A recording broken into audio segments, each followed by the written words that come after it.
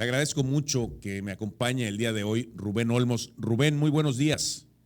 Hola Rodrigo, ¿cómo estás? Qué gusto saludarte y con el gusto de, digamos que cerrar el análisis de este año, que fue un año complicado para todos, querido Rodrigo. Bueno, Rubén Olmos es el director de Global Nexus y él está con su sede en Washington y un especialista en el análisis político y, bueno, evidentemente de los Estados Unidos. Oye, Rubén, ¿cómo va esa transición entre Donald Trump y Joe Biden, que no ha sido nada tersa, por decirlo lo menos, ¿no? Rodrigo, gracias por tus generosos comentarios. Mira, pues mira, estamos ya a un par de semanas, si no es que días, que ya esto se haga oficial. La toma de posesión se dará el 20 de enero.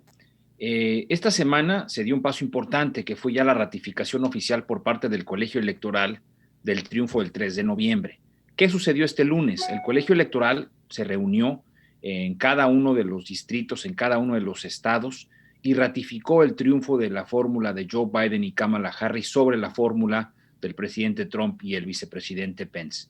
Con el haber secundado el resultado, pues ya hace a un lado cualquier duda sobre el proceso, sobre el resultado de la elección. ¿Qué sigue? Bueno, pues la primera semana de enero ya el nuevo Congreso, que fue electo justamente también el 3 de noviembre, va a ser la última, digamos que la última palomita, el último check de que la elección fue válida, fue legal, y bueno, el 20 de enero toma posesión la Oye, pero fórmula. estamos hablando de un trámite realmente.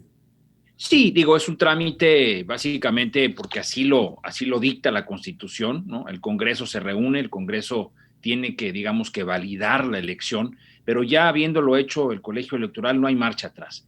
El problema, Rodrigo, y esto es donde se complican un poco las cosas, es que Donald Trump no va a aceptar el resultado, no se va a dar este encuentro que comúnmente se da entre el presidente entrante y el saliente en la No Casa va a haber esa Blanca. reunión.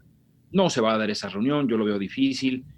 Se dice que el mismo presidente Trump, el día de la toma de protesta de Joe Biden, va a anunciar desde Florida su pre-campaña para buscar la presidencia en 4 años, para robarle público, para robarle atención de los medios, lo cual no va a ser el caso porque pues la atención va a estar centrada en la toma de protesta. Pero en fin, es parte de este berrinche que hizo Donald Trump. Ahora bien, la transición va bien, Rodrigo. Ujú. Estamos viendo la designación de un gabinete muy, muy plural, Rodrigo. Estamos viendo afroamericanos, latinos, nativoamericanos, en fin, estamos viendo una variedad de cuadros. Mucha gente muy relacionada con el expresidente Barack Obama. No hay que olvidar, Joe Biden fue su vicepresidente 8 años, así que fueron parte del mismo equipo. Y también, evidentemente, pago de cuotas, Rodrigo, al interior del Partido Demócrata, de la gran coalición que logró armar Joe Biden para ganar la presidencia. Esto, oye, es interesante la influencia que puede tener eh, eh, el expresidente Obama, porque será un poco la forma de gobernar similar, me imagino, a la de Obama. Es decir, Biden va a tener una forma similar porque la que ha vivido ha sido precisamente la presidencia, ha estado dentro de la presidencia de Barack Obama. ¿Qué tanto va a influir como hoy el presidente electo es quien fue vicepresidente? ¿Qué tanto va a influir Kamala Harris en esta presidencia que viene? Mira, es una gran pregunta. Por un lado, es la primera mujer vicepresidente en la historia de este país, la primera mujer afroamericana. Tiene una combinación interesante. Su madre era hindú y su padre era jamaiquino, así que va a tener muchos afectos por América Latina, lo cual es positivo. Kamala Harris es una política aguerrida, fue procuradora del estado de California, es el estado más grande con los casos más complicados en materia de justicia. No es una persona, digamos, en el temperamento, perdón, es una política con mucha experiencia. Yo veo que el presidente Biden le va a encargar una agenda muy robusta, no nada más en materia de Estado de Derecho y justicia, pero también atender muchas necesidades que hay. No hay que olvidar, Rodrigo, estamos viviendo el momento más difícil de esta pandemia del COVID. Estados Unidos ha rebasado ya más de 16 millones de contagios. prácticamente más de 300,000 muertes al día de hoy. Aún y con la vacuna ya se está aplicando en varios estados. Ese es un gran tema. Biden y Harris han dicho que en los primeros 100 días de gobierno se van a aplicar 100 millones de vacunas. Es decir, vamos a ver a una Kamala Harris muy echada hacia adelante. Concluyo con esto. Dado la serie de temas y problemas que durante los últimos 4 años va a dejar la administración saliente de Trump, Joe Biden va a tratar de regresar a la normalidad, a la institucionalidad que Estados Unidos tiene con el mundo. Y ahorita vamos a platicar un poco más de cómo va a impactar esto en la relación bilateral con México, pero la tranquilidad va a regresar a la Casa Blanca y eso es muy importante, Rodrigo. Oye, Rubén, también tengo el tema como buen mexicano, porque ya ves que los mexicanos siempre, no ha terminado la elección de uno y ya están pensando en la siguiente. Veo a una Kamala Harris con una gran posibilidad, ya dijo Joe Biden que él solo va 4 años, entonces con una gran posibilidad de sucederlo en la candidatura presidencial demócrata en 4 años. Por eso yo creo que sí va a tener una gran influencia, no influencia, pero una gran movilidad cuando menos, para enseñarse más, ¿no? Mira, el rol de vicepresidente en general en la historia de los Estados Unidos es el segundo de a bordo y la persona lista para asumir las riendas del país en caso de que falte el presidente. Pero no tiene una agenda establecida. La agenda la establece el presidente en turno. Por ejemplo, cuando Joe Biden fue vicepresidente de Barack Obama, una de sus prioridades fue América Latina, porque se lo encargó el presidente.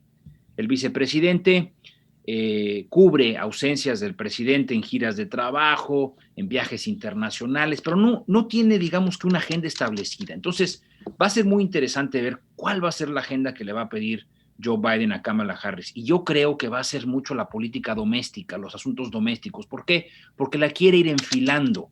Kamala Harris tiene que empezar a hacer política en los estados, tiene que darse a conocer en los estados, porque al final del día, en 4 años, yo no sé cómo vamos a estar en 4 años, yo espero que ya estemos ya libres de COVID y con una economía, pues obviamente moviéndose de nueva cuenta, y Kamala Harris va a ser alguien clave en 4 años. Es más, yo te lo diría, si hubiera alguna ausencia del presidente Biden antes de los 4 años, ella automáticamente por ley asume la presidencia. Oye, Rubén, estamos platicando con Rubén Olmos. Rubén, el gabinete del presidente Joe Biden, ¿qué sabemos de él? ¿Cómo lo ves? Veo un gabinete, insisto, plural, un gabinete profesional, algunos cargos que me gustan, te diría, el que va a ser el próximo secretario de Estado, Tony Blinken, es un asesor que Joe Biden ha tenido desde que fue senador, es un experto en política exterior. Él creció en Francia, entonces habla perfecto francés, conoce muy bien los retos de la relación entre Estados Unidos y Europa. No es un desconocido de América Latina, lo cual es bueno. Jack Sullivan será el jefe del Consejo de Seguridad Nacional en la Casa Blanca, que es un puesto clave, que es el que asesora todos los días al presidente en materia de política exterior. Un cuadro joven. Jake Sullivan tiene 43 años, va a ser el consejero de Seguridad Nacional más joven en la historia de Estados Unidos. Vamos a tener a un latino en el Departamento de Seguridad Interna, Alejandro Mayorgas, un cubano-americano, que también fue el segundo de a bordo del departamento durante la época de Barack Obama. Y veremos también algunos otros latinos en el gabinete, sobre todo en el tema también de salud. Ha elegido como el nuevo secretario de salud a quien fuera un representante, un diputado, Javier Becerra, del estado de California. Es decir, estamos viendo una gama de políticos latinos, lo cual es bueno. Yo creo que hay tantos retos, pero insisto, el primer objetivo y el primer tema que Joe Biden se va a dedicar es, insisto, COVID-19. Y de ahí, bueno, pues habrá que ir viendo, hay retos. Lo que sí te puedo adelantar es que hay un solo tema que creo que va a ser parte de las prioridades de los primeros 100 días, que es el tema del DACA, el famoso DACA, que es esta decisión que echó Trump para atrás de dar un paso de la legalización a los migrantes mexicanos, a los hijos de migrantes mexicanos que vinieron aquí de manera indocumentada, sin estar documentados, perdón, cuando eran niños. Eso lo va a echar para atrás Joe Biden. Pero no creo. México de entrada no va a ser una prioridad en los primeros 100 días de gobierno. Lo del DAC fue realmente un problema y ha sido muy polémico, ¿no? Que pudo haber ayudado a elegir precisamente a Joe Biden? Mira, hay un tema importantísimo y no se nos puede olvidar, que es que el 5 de enero va a haber una segunda vuelta en el estado de Georgia. 2 escaños del Senado están en juego. Esto es clave, Rodrigo, porque se define quién va a tener la mayoría en el Senado. La elección del 3 de noviembre, el votante fue muy claro, le dio la presidencia a Joe Biden, la Cámara de Representantes a los demócratas y el Senado está en el limbo en este momento. Si los republicanos ganan esos 2 asientos, se llevan la mayoría. Y la negociación política va a ser clave, porque al tener una mayoría, los republicanos le pueden frenar muchas iniciativas al presidente, le pueden frenar nominaciones al gabinete, a miembros del servicio exterior. Entonces, va a ser clave. Al día de hoy, viendo las encuestas, Rodrigo, creo que un asiento se lo llevan los senadores republicanos y otro los demócratas, lo cual dejaría, digamos que, en tablas, ¿no? En tablas el Senado. Ahora, ambivalencia que hay ahorita, ¿no? Exacto. Ahora, hay un tema. En Estados Unidos, el vicepresidente del país tiene un voto para desempatar las votaciones en el Senado. Aquí hay 100 senadores. Entonces, si llegamos a tener un escenario en el cual tenemos 50 y 50, la senadora Kamala Harris tiene un voto, que evidentemente pues, es un voto que siempre va a ir a los demócratas. Claro. Ahí se desempataría. Entonces, va a ser clave esta elección el 5 de enero. Es decir, que si quedan empatados, ganan los demócratas. Es correcto. Digamos, es correcto. De alguna manera de facto, digamos. Es correcto, pero hay una cosa importante, Rodrigo. Aquí en Estados Unidos las votaciones en el Congreso no se dan no se dan por bloque político ni por bloque de partido. Aquí cada senador vota de acuerdo a los intereses de él y de su estado y su distrito. Es decir, si en un momento dado puede haber senadores republicanos que piensen que una política que se va a votar a favor de X o Y asunto le conviene a su distrito, le conviene a su electorado, votan a favor o en contra. Es decir, no votan en bloque porque así lo dicta el jefe de la bancada de X o Y partido. Qué interesante, aquí votan aquí votan por sus intereses. Entonces, por eso la negociación, aun y con que tengamos, insisto, 50-50, al final del día Joe Biden fue senador más de 30 años, conoce el Senado, conoce las entrañas del Senado, y esto lo va a ayudar a él. Hasta ahorita una gran influencia. Total. Por ejemplo, una gran señal fue que el senador de la mayoría actual republicana, Mitch McConnell, que es un senador muy poderoso republicano, ya lo aceptó como el presidente electo y ya hablaron. Son viejos, ahora sí que viejos amigos, ¿no? Viejos lobos de mar, y los dos pues llegarán. Los dos han de haber estado juntos miles de años allá. O sea, uno estuvo 30, el otro habrá estado 25, ¿no? Exacto. Entonces, Joe Biden es una gran ventaja entrar. Y también no hay que olvidar, Kamala Harris viene de ser senadora. Claro, ella ha sido senadora 4 años, entonces conocen las entrañas del Senado. Ahora, Rodrigo, si me permites, creo que es importante hablar un poco de la relación bilateral. Tuvimos una serie de cosas esta semana que creo que es importante que el público entienda las consecuencias. Uno es la embajadora actual, Marta Bárcena, anunció su retiro del servicio exterior mexicano después de 43 años de servicio. Es una mala noticia para el servicio exterior mexicano y sobre todo para la relación bilateral. Marta Bárcena fue y ha sido una gran embajadora en Estados Unidos, logró tener un diálogo fluido con el gobierno de Trump, empezaba a tener un diálogo fluido con el gobierno electo de Biden, Rubén, pero no aguantó. Te interrumpo un segundo. ¿No será también que es positivo la salida? O sea, como está tal la relación de López Obrador con Donald Trump, pues bueno, al ganar Joe Biden, pues el interlocutor directo es el embajador. ¿No será que es positivo eso, tener una nueva cara, alguien que no les negó reuniones o no les negó relaciones, etcétera, ¿no? Mira, sí, coincido. Sin embargo, yo creo que los tiempos se adelantaron en el sentido de que Marta Bárcena y el canciller Marcelo Ebrard nunca llevaron una buena relación. El embajador de México suele tener línea directa al presidente de la República, punteando con el canciller, pero en este caso, desde que inició la administración de López Obrador, nunca una buena relación. La nominación del secretario Esteban Moctezuma fue sorpresiva también. Es claro que es parte de estas negociaciones que se hacen, es una cuota importante del grupo de Ricardo Salinas.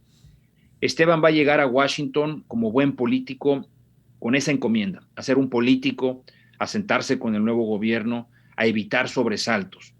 Yo esperaría también que del lado de Biden haya buena interlocución. Creo que Esteban es una buena opción. Si a mí me hubieras preguntado cuál hubiera sido el mejor escenario, bueno, yo creo que Esteban es una carta neutral que va a traer el bagaje educativo. Con experiencia. Con experiencia política que tiene el secretario, con una gran red empresarial que lo va a apoyar, porque evidentemente pues, hoy no olvidemos que Esteban Moctezuma ya fue secretario de Gobernación con Zedillo, ya, o sea, tiene una carrera política muy, muy larga y bueno, tiene relaciones en Estados Unidos, todo. Yo coincido contigo, creo que va a ser una extraordinaria labor allá y ojalá y que sea una relación diferente, ¿no? Y mira, y hay que decirlo, Rodrigo, ha habido decisiones que se han estado tomando. México ha estado en la agenda de Washington a lo largo de los últimos meses por muchas decisiones erróneas que ha tomado el gobierno federal mexicano. El asunto que se medio apagó en México, pero aquí no se ha apagado, es el asunto del regreso del general Cienfuegos. El tema de seguridad, Rodrigo, va a ser tema toral en la agenda bilateral. Los demócratas suelen ser muy duros con estos temas. La carta que envió el presidente López Obrador al presidente electo Biden, es una carta fría, con un contenido innecesario. Hubiera sido mejor un saludo rápido, una felicitación vía tweet y eventualmente una llamada. ¿Por qué? Porque hay temas que preocupan. Y si me lo permite, Rodrigo, lo que leímos esta mañana del asesinato de un exgobernador en un destino turístico, haya sido lo que haya sido el asunto, pero estas cosas hacen mucho ruido en Washington. Estas cosas ponen, digamos que el dedo en la llaga, que México no hay Estado de Derecho, hay que trabajar más por la seguridad. La decisión esta que tomó el Senado mexicano de imponer una nueva ley para controlar la operación de las agencias de seguridad en México, también son asuntos complicados, Rodrigo. Y mira, no estoy en contra de que existan estas iniciativas de ley. Creo que hay que regular que un gobierno externo esté operando en el territorio nacional. Pero la manera como se están haciendo las cosas sin hacer cabildeos previos, sin hablar con los interlocutores de Estados Unidos, eso es lo que mina la confianza, Rodrigo. Oye, Rubén, en todo esto, también el tema, como bien dices, el tema de la seguridad puede ser, pero me quiero remitir un momentito nada más a lo de la carta del presidente López Obrador. ¿No será, y te hablo como mexicano, hablando de política de México, o sea, es decir, que pocas veces ha tenido, hablo del presidente, ha tenido relaciones internacionales y tal, ¿no será que el presidente también tenía miedo de que en estos 15 días que quedan de la presidencia de Trump, al él llamarle a Biden o tener una relación con él, pues tenga miedo de que el presidente Trump dé un coletazo de salida y nos afecte en algo?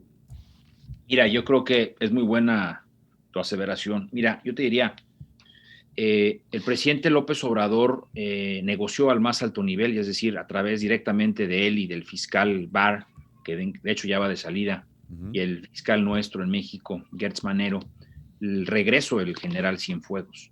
El compromiso que hay de la 4T con las Fuerzas Armadas es sabido por todos. Yo creo que esta negociación incluyó el no felicitar, como se tuvo que haber hecho, al presidente electo Joe Biden. De hecho, fuimos en conjunto con Rusia y Brasil los últimos países en felicitar. Yo te lo he dicho en tu programa, Rodrigo, Joe Biden es un político y digamos que no va a tomar este asunto como una ofensa personal. Entiende bien a López Obrador, conoce a López Obrador, se reunieron hace 9 años cuando él era vicepresidente y él era candidato a la presidencia, y lo conoce muy bien, y mucha gente que rodea a Biden conoce a López Obrador. El problema aquí es que es claro que el presidente López Obrador no entiende mucho este tema de política exterior. La forma es fondo también, y eso sí lo conoce bien porque él es un gran político, pero sí hay cosas que Washington seguirá con lupa en los próximos años, y te lo adelanto: seguridad, comercio, ahora con el TEMEC.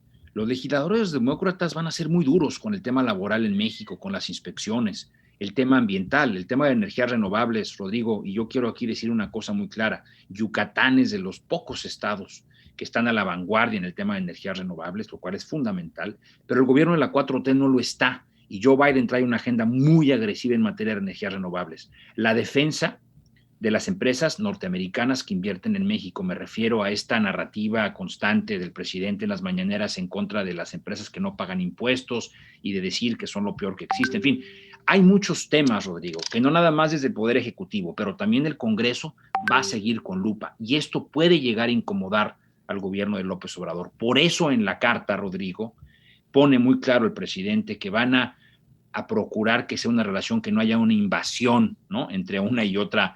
Digo, una invasión me refiero a poder cruzar esta línea de negociación en donde el gobierno de Estados Unidos le dice a México qué hacer. Entonces, hay muchas cosas, Rodrigo. Va a ser interesante el próximo año. Oye, Rubén, dime, viendo un poco para el tema económico, ¿crees que lo del COVID que ha detenido la economía mundial, crees que vaya a cambiar ahorita durante este, pues, digamos, este nuevo año, el 21? Mira, sí veo un endurecimiento de las medidas que se van a tomar a partir del 20 de enero que tome posición el gobierno de Joe Biden. Él ha estado muy preocupado, inclusive recibió muchas críticas del Partido Demócrata porque al final no hizo ninguna campaña pública porque pues, los casos de COVID se venían incrementando. Se va a hacer obligatorio el uso del cubrebocas a nivel nacional, ¿no? Él ya está hablando con gobernadores, con alcaldes para ponerse de acuerdo de esto. Ya hay diálogo entre ellos, inclusive a los gobernadores republicanos. Puede haber cierres importantes. Lo que más le interesa a Joe Biden es también que regresen las escuelas, Rodrigo, porque esto está afectando a muchísimas familias. Hay mucha gente que no puede estar trabajando en casa y a su vez atendiendo a los niños, claro, conectándose a las plataformas para que tengan educación. Entonces, eso es una prioridad, pero sin lugar a dudas, insisto, el número de contagios está altísimo, Rodrigo. Hemos cerrado semanas en las cuales pasamos los 150,000, 200,000 casos por semana. Es terrible. Entonces, es un tema complicado. Y, evidentemente, pues se va a hacer todo lo posible para dispersar vacunas a más no poder, que ya se está haciendo, pero el gobierno de Biden trae la agenda de que en los primeros 100 días, 100 millones de vacunas.